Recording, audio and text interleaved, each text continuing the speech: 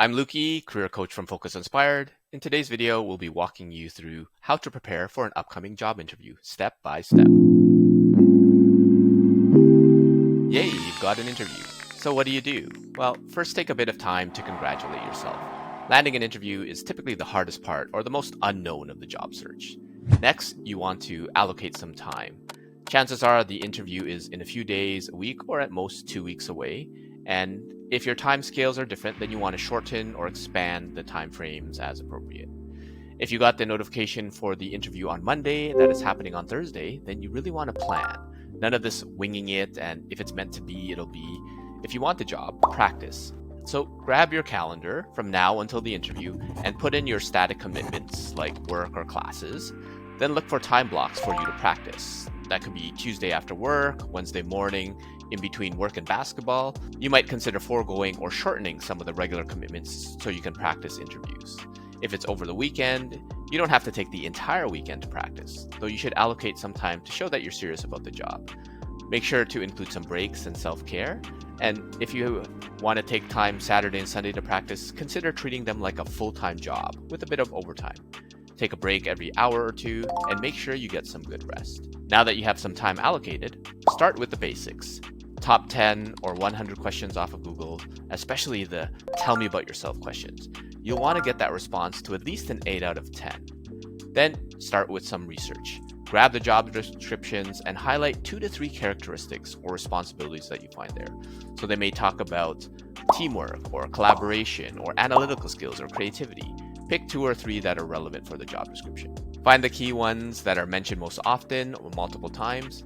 And if the role is more focused on problem solving and analytical skills, maybe it's more focused on customer service and relationship management, maybe it's teamwork and leadership, or something else.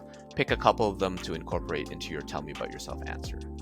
You can also spend time on the company website, LinkedIn or news releases or something else, and find some common themes, whether they are more innovative or corporate social responsible or anything that links to the values of the company.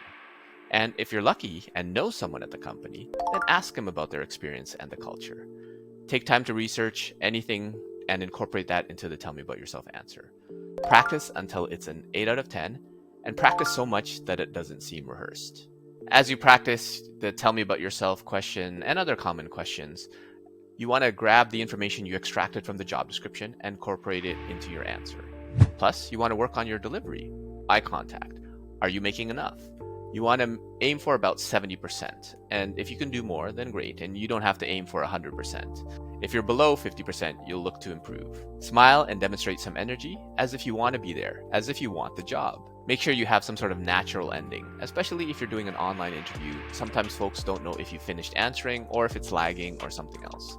The easiest way to do so is to paraphrase the question. Tell me about yourself? That's a little bit about myself. Tell me about your strengths? That's an example of one of my strengths. Timing. If you want to take a look at your answers, are they too short or too long?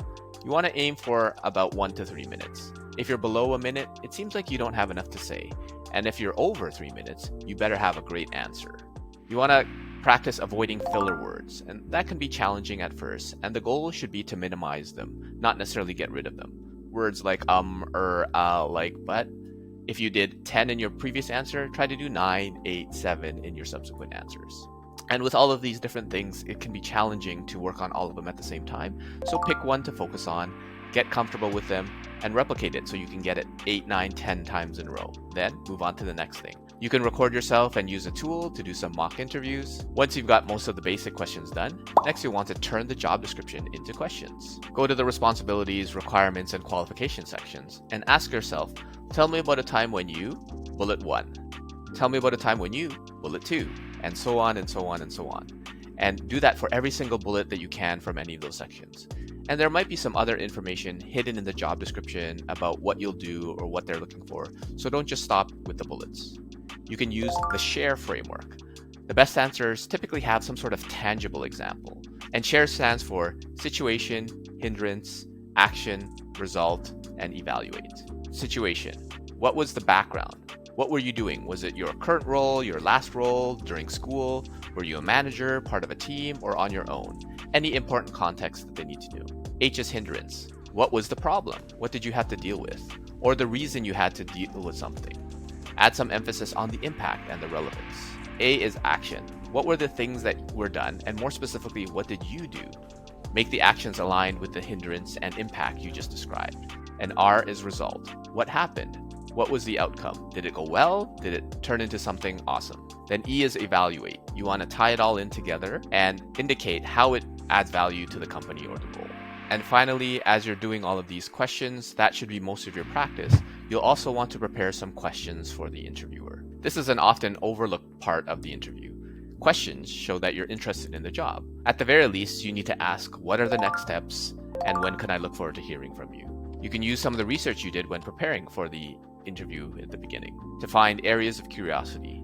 Ask them to elaborate on a particular bullet listed on the job description or a project that they're working on. You can ask for more information on the tools or the processes that they're using for the role. You can ask what might be some key expectations based on the bullets on the job description, or a future outlook of a particular part of the business or area or industry. Anything that shows that you put in a bit of work to get to know the company. And what I often recommend is whatever question you ask, listen to the response, then ask something related to the response.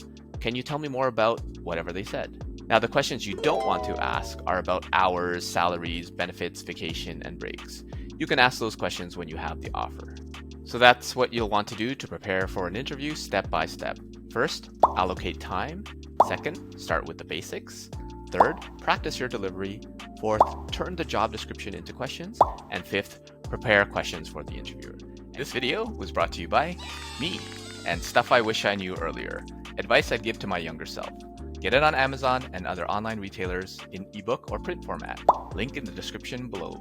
Thanks for watching today's video. If you found this useful, hit the like button.